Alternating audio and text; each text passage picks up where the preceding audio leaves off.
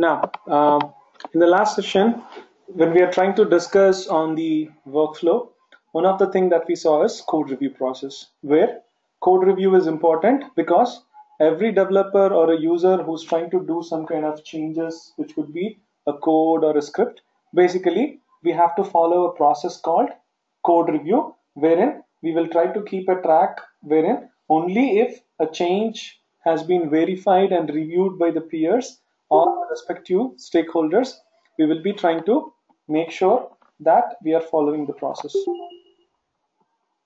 Okay. Then, moving ahead, there is one more thing called as defect tracking.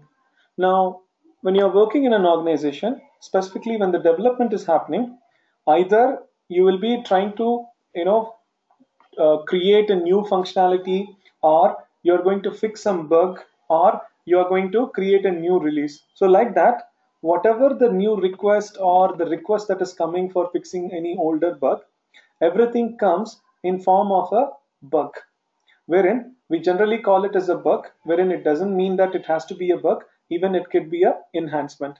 So that way, how is that we are going to track all those changes that we are doing? So it's not just about the review, but as a product from a company, what and all are the defects or the expected bugs that is there for that product, and what and all has been fixed, what has not been fixed. And if you say that for a particular release which we are aiming for the next cycle, what and all are the bugs or the changes that we are going to give along with it is something important which we need to know. So that way, now every company will follow a process called as defect tracking, wherein what we will be doing is we will be trying to find out whatever the defects or the enhancements or the changes requirement that we have in it, and in that we will be trying to find out and keep a track of it.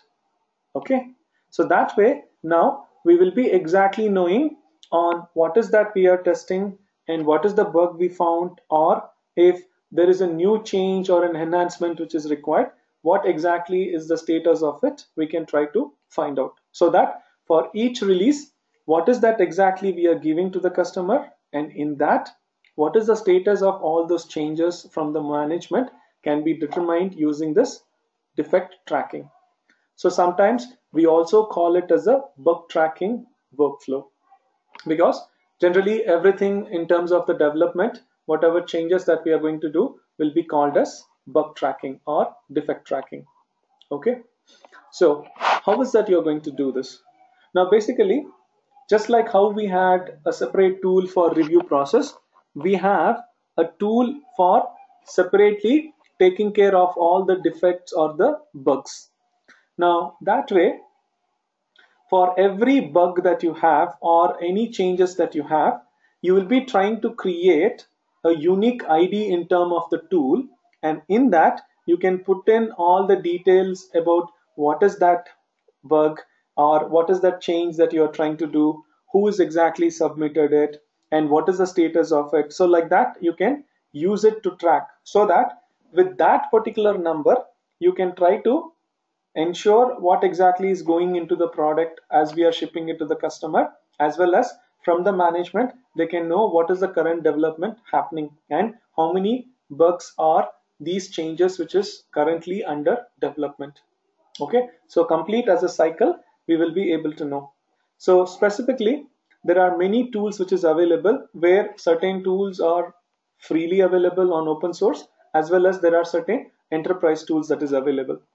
Now if you look at the free tools, we have certain tools like Bugzilla, where Bugzilla and Mantis are the free tools which we can use.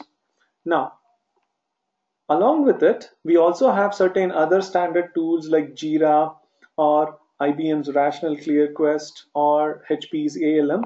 So these are specifically enterprise tools given by these companies as a product, wherein we have to use a license for it. But one of the most common bug tracking tool where everyone will be using is Bugzilla. Even if not, we can come up with our own tool wherein we can write some script and create our own tool. That is also possible. So depending on the company, sometimes they might be using some open source tools, or they might be using some enterprise tool, or they can create their own tool. Now, regardless of whatever tool it is, the process is going to be the same, where how you are going to handle in between or the naming convention might change. But in general, the workflow will be the same. So what is the bug workflow or the defect workflow that happens in a company? So at first, now if a bug is detected, wherein it could be a bug which we are finding out while doing a testing, or it could be a enhancement which is being needed for a change which we are doing, or a customer has found some problem and he's reporting to the organization. So like this, any kind of problem that is being set which requires some kind of change. Understand? Any kind of problem or enhancement which requires some kind of change will be generally considered as a bug. So now, when we have a request as such that there is a new requirement for doing some modification in our product wherein it requires some code changes, then using this tool, whatever we have specifically in the organization for tracking the bug workflow, we will be creating a unique ID.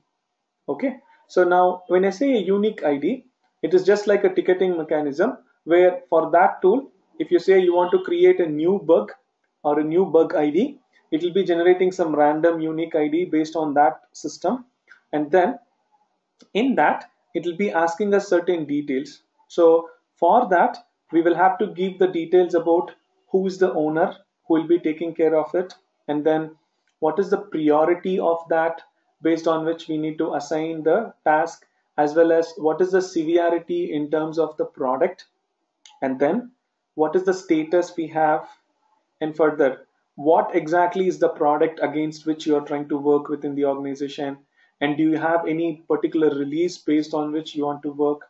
Okay, so like this, it is going to give the complete detail about the project and also on what project, and is there any particular module only for that it is going to work.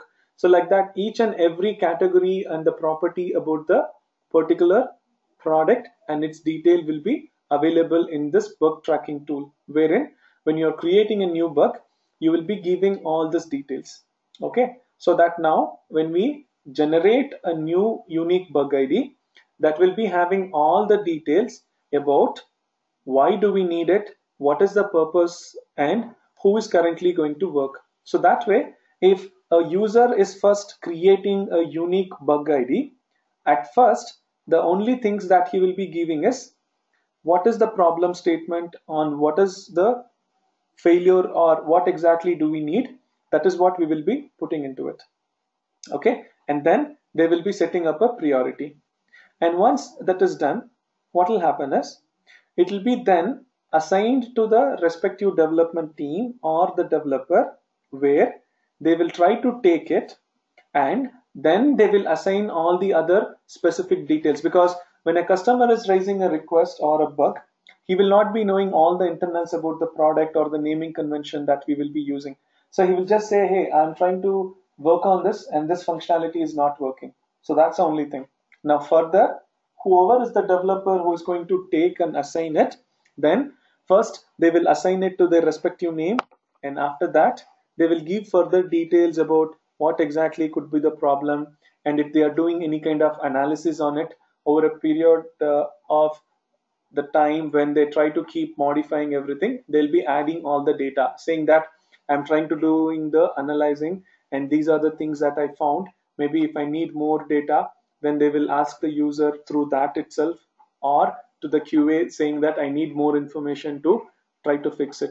So like that, all the interactions will be happening in that itself, wherein any point of time from the management or anyone, if you just go through that bug ID, you'll be having the complete details about what is that bug and currently what is happening in it.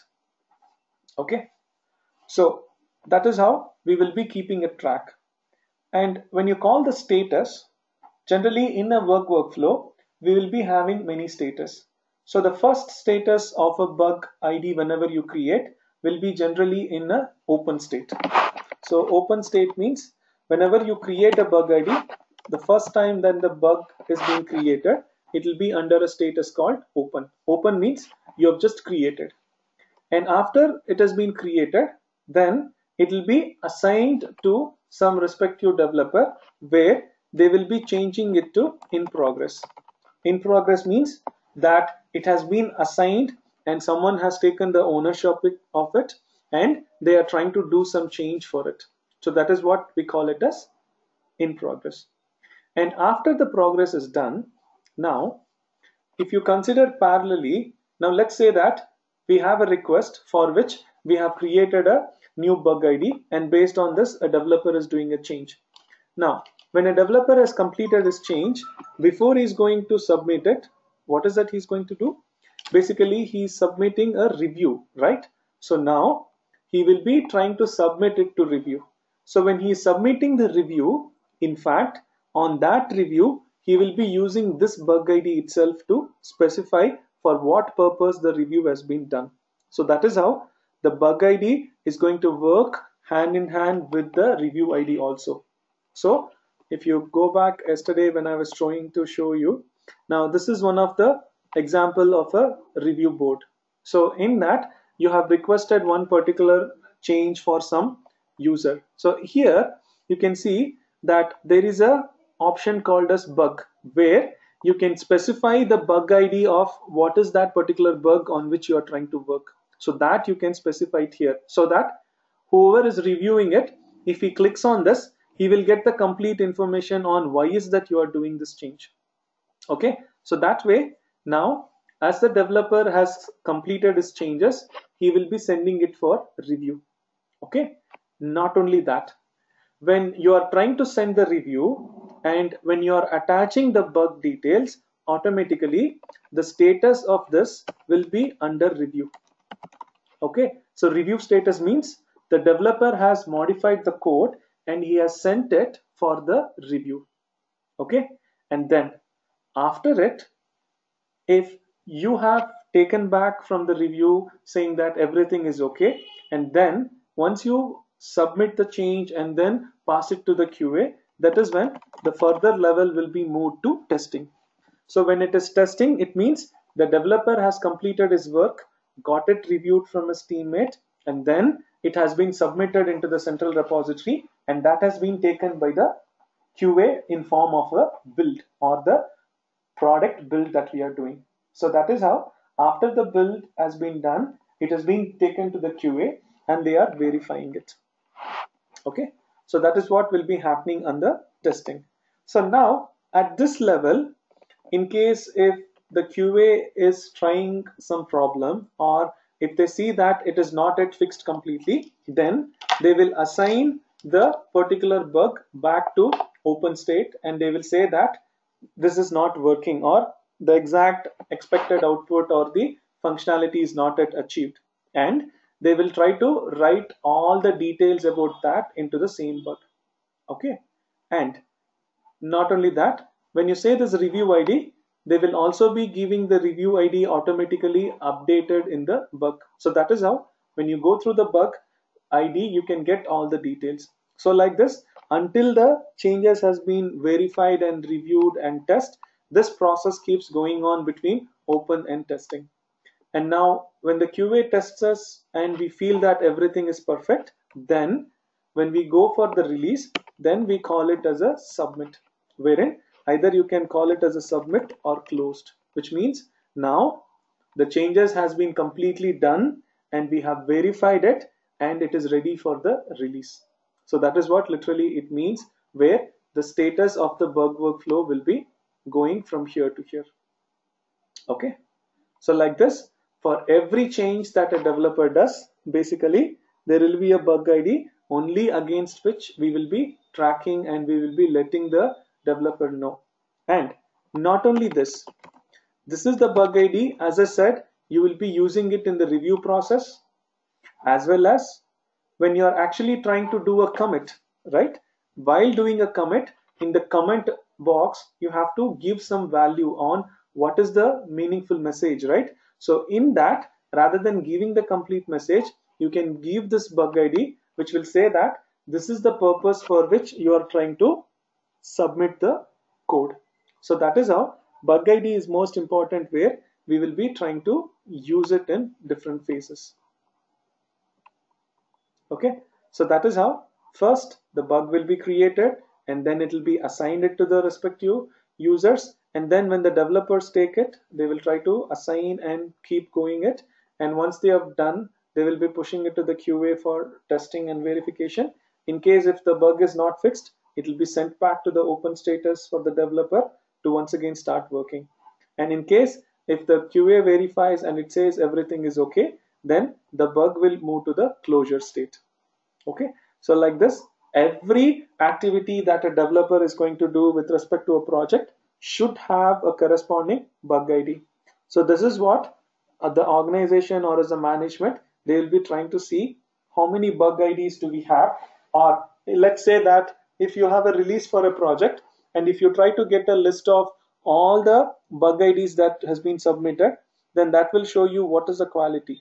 Now, for a small product, let's say you are just releasing in 2 months, and between 2 months, if you have hundreds of bug ID, that means it shows that there are so much of bugs in it. So that typically means the product is not of better quality. So that way also you can keep a track of everything. Okay, so how does it look?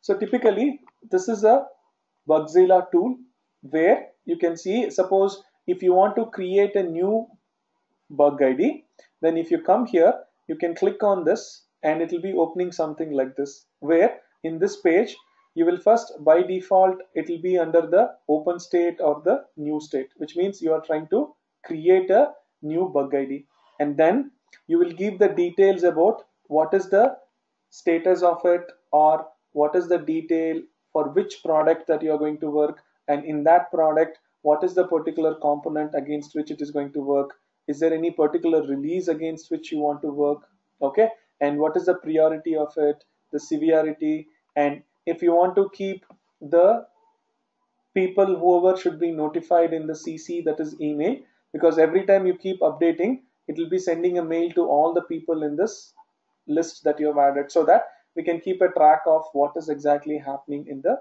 bug.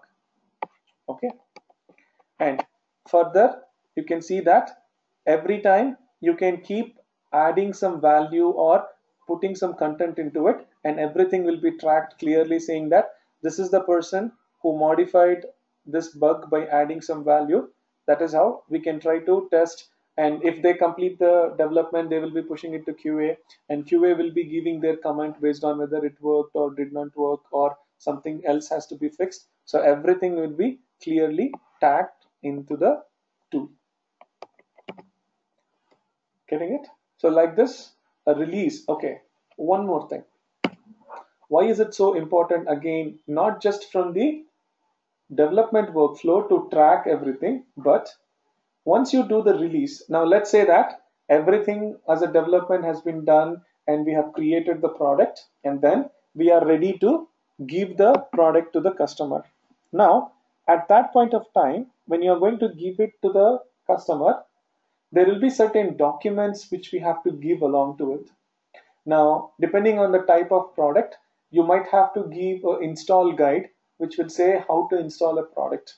Okay, or there will be something called as release notes or readme file. Okay, why do you need that called as release notes?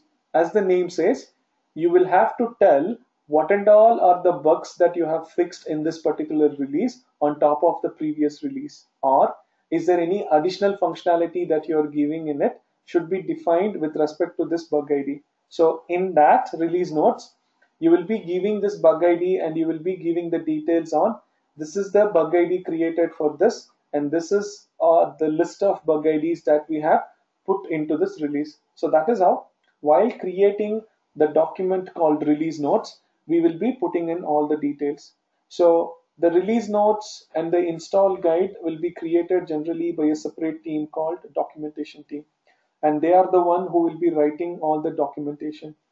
So now, whenever a release is going to happen, we have to work with them once again. As a DevOps engineer, we are not just going to do only the tracking, but we are also going to work with the documentation team in giving them the details about what and all went in this. And In that way, one of the work that we will be doing is generating the release notes, because no one else will be knowing the details about what is this product, what and all went inside this particular release for the product. So all those details will be known only by us, because we are taking care of the complete build and release of the project. So that way, finally, when you are going to do the release, you need to keep a track of all this bug and then generate the list, and then based on that you will create a release note. That is one. And there are certain other activities that we will be doing, includes the maintenance of this. Sometimes what will happen is a developer might have created a new bug, or there might be someone else who created a new bug ID, but it is left unattended. Over a period of time, when there are a lot of priorities happen, they will just leave it unattended. So that way, we need to keep the bug workflow clean, where any such bug IDs which is unattended or still in the open status, we need to address and close it as soon as possible. So that's how, when you are trying to do a maintenance, every company will try to put up some kind of policy depending on their business need, where after that particular time, let's say if you give a cutoff period of 6 months, so any bug ID that you are creating should be fixed within the 6 months. So if you see a bug ID where it is created as well as the last modified state is beyond 6 months and it is not in the closed state, then it will be escalated, wherein you can ask them why is it still open, because as per the policy we are supposed to fix everything within 6 months. And there could be scenarios where there are bugs even beyond 10 years and they have just left it unattended. Now, because of this, there will be a lot of other processes depending on it and things might be failing. So that is how bug ID is one of the important thing where we need to make sure and maintain. So frequently, the management will be asking these details, and when they go through, they will be doing some kind of search in this tool where it will also have option to search. So now when I say that, okay, this is my product and this is the latest version, and let me check what are the open bug IDs against it. And if they see any open bug IDs when you are going to do a release, then that is a problem, which means we have not fixed everything in the product. And once again, the customer or someone might come back and say that there is a problem. So that is when they will try to go through the bug IDs and verify for that release, whatever the bug ID we have created, everything has been fixed. Getting it?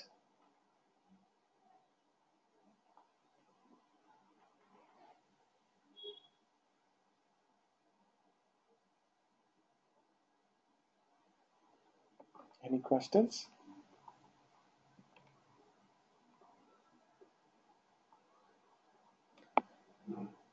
So the kind of release activities now we do depends again based on organization to organization. So if you want, now you can get deeper, and in that after the release you can work with the separate technical support team or a particular customer support team, where you can say where is that file you have to take and where is that you are going to put.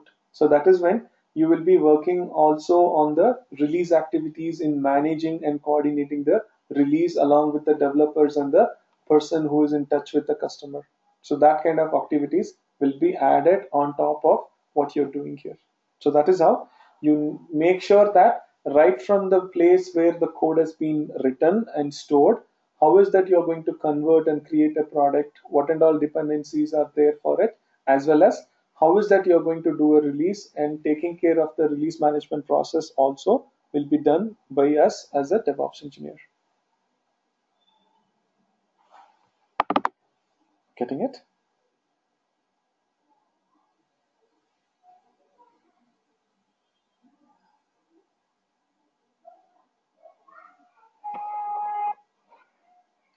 Any questions?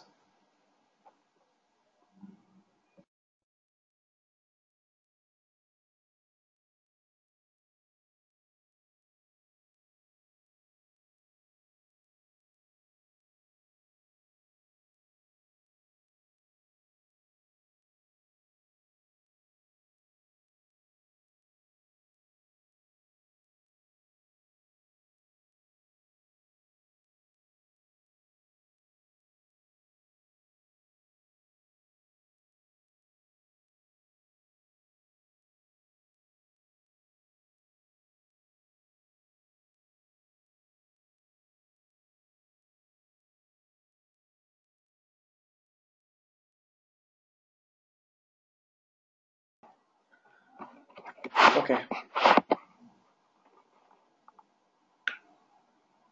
fine. So now, by this, what we have been looking at is the first half of the development cycle. So majorly, we were focusing on how is that we can help the developer and the QA as well as the release activities, whatever is needed, we were doing it. Now, as in DevOps, it's not about only the development improvement, wherein we also have to understand there are certain machine requirements that is needed. Because now, whatever the process that we did for continuous integration or continuous deployment or the software source code management, so for each one of them, we ideally need a machine, right? So that is when, as part of the second half of our DevOps course or as part of our role, we also have to try to understand what are the different infrastructure improvement or the infrastructure management that we will be doing it. Okay, so in that, now let's try to understand one by one on certain modules. So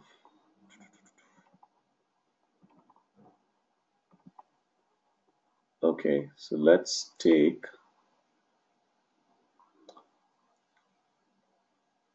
Docker. Okay, we'll just get started with Docker first. Now, before we understand Docker, first let's try to understand certain functionalities, what is it needed and why it is needed. Only based on that, then we will jump on to the actual Docker. Okay, so going forward now, what we are going to see is what is the infrastructure management that we can do and how we can improve it whenever it is needed for doing any kind of user activities as terms of the development or the QA testing that we need. That is what we are going to see hereafter. Okay, so the first thing is, now let's consider some small example and then we'll jump in technically.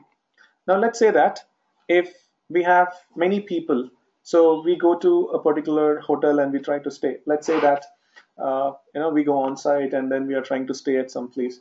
So we'll be having individual service apartments, right? And in that, now there are places where you will have everything separately. But when you go to generally as a hotel, now in that hotel, you will be just allocated only the rooms. And in that, they'll be having a common kitchen where they'll have to cook for everyone. Now, let's say we have two people who are trying to work, and one among them is completely veg, and the other person is completely a non-veg person. Now, what will be the problem that will happen? One person will say that, hey, I want you to cook only veg, wherein the other person say that, no, I want you to cook only non-veg. Now, critically, they can argue with these kind of things. But if you see an ideal scenario, it is possible that we can cook both of them separately in a kitchen. But the concept here is, since we cannot have separate kitchen for different people, you have to try to use the same thing to do all the tasks. But if you have a problem where with the person who is of vegetarian, if they doesn't like cooking all the non-vegetarian in the same kitchen, then it will be a problem, right? So you can compare the same thing with our computer, where instead of the hotel, you can think of this as our computer. Okay, and in that, instead of the user or a person, you can think of separate application. And for doing some activity, you are going to need some libraries. So you can think of the kitchen as a library where you're going to do some task and get some output. So that way, now on a particular server, you can create or install separate applications in it. And in that, now each one of them requires its own set of libraries, correct? So let's take an example where both of them are Java applications. Okay, so the first application that you have requires Java 1.7, whereas the second application requires Java 1.8. So now, if you say on this machine at any point of time, you will be able to install any one of the environment. Let's say I can either use Java 1.7 or 1.8 at a given point of time, and then we can ask or ensure that the application is using any one of them. But like this, as we have different kinds of applications coming into the particular machine, it will be difficult for us to maintain separate libraries. Now, on the same machine, I can still install Java 1.7 and 1.8, but at the same point of time, running both of them will always have a lot of complexity. But like this, as you add more and more application, for each particular application, if you want to have a specific set of libraries that is needed, then it will be difficult to maintain. So that is when we will try to focus on having separate machine for separate application, for which you will have all the depending libraries in the machine. So this is what will happen specifically when we are going through the development, where for each kind of task that you want to do which needs a particular application, you need to have a specific machine, and on that you will have all the libraries or the dependent files in it. Okay, so this is one kind of concern what a user will be having. Now, the other kind of concern, as we go through the development lifecycle, this is something which always happens. That is, when a developer is trying to do some change, he will modify some changes and then he will verify, and while verifying it will be working. And then when he is submitting and we are taking the change and the QA is trying to test, they will say that it is not working in their environment. So that is how it's not exactly a fight, but there will always be an argument that happens, saying that the QA people will say that there is something which is not working in their machine or in their environment, whereas the developer will say that the same thing is working in their environment. Now, this could be because of whatever the libraries or the files which the developer is having is not the same as what the QA is having, wherein when a QA is trying to have an environment, they will be having an environment exactly similar to what a customer is having. But for a developer, to help him to do his activity in a better way, he might be adding certain more libraries. So that is when the environment will not be the same, because of which there will be lot of effort in testing and verifying it once again. Because when something's been said by the QA it is not working, the developer will once again have to take his workspace and show them that, hey, see, this is working in my place. So that is when we will be spending a lot of time to debug what exactly is the problem. But basically, it could be because of a libraries or the environment mismatch. So this is another kind of concern that majorly that we see as we go into the development activity. So now, if you look, coming back as a problem statement, the concerns that we will be having from the developers or the QAs, now whatever the environment that they are going to have will not be a portable environment, because now they need to have an environment where it, if not on one machine, no matter on whatever machine they want to run, everything should be easily available. And then if they are trying to bring up a new machine, once again the problem is it will have lot of dependencies or packages that will be taking lot of time to set it up. In case if it is not there, that is when things will be failing. And to do certain tests, let's say that I want to do some performance testing, and for that I suddenly need 10 machines which has the same kind of environment. So that is when we'll have to do some kind of process where you'll have to set up everything and configure. But by the time you do all those things, it will take a lot of time for testing. So that is when they not only need an environment which can be easily replicated, but it could also be set up easily. So that is what as a developer or a QA person majorly looks for. But in order to do all those things, the system administrations have to do some kind of maintenance activity. So that way, whatever the process that they are going to do to help them to do everything faster, or getting a machine which is needed based on how many machines they need. But if they do all those things, then there will be an equivalent cost and the performance which is going to be added up for it, because they are going to use a separate tool and create a machine as when needed, and they will make sure of the dependencies all those machine. So when they are doing it, obviously the cost and the performance will be going high, and whatever that they are going to do as the administrator, they have to make sure that it is always efficient, consistent, and you can easily repeat it whenever you want. So that is what they are going to look for. Okay, and along with it, now as an administrator, if someone from the development team comes up and says that, hey, I'm trying to set up the continuous integration or continuous delivery, for that, whatever tasks that you have to do, you have to be giving it as soon as possible, and it should be completely reliable. It should not be like you give something but it breaks, but it should be more reliable and it should be able to do it faster. Okay, so for that, one of the solution that people came up is what we call it as Docker. So what exactly is Docker? So if you understand, Docker is a platform through which you can try to do the development, or you can ship the same environment what you had created to do the development and ship it to the customer, as well as you can run the application in it, where Docker uses a open source container technology. So it uses something called as a container, using which we will be actually getting a complete OS level virtualization.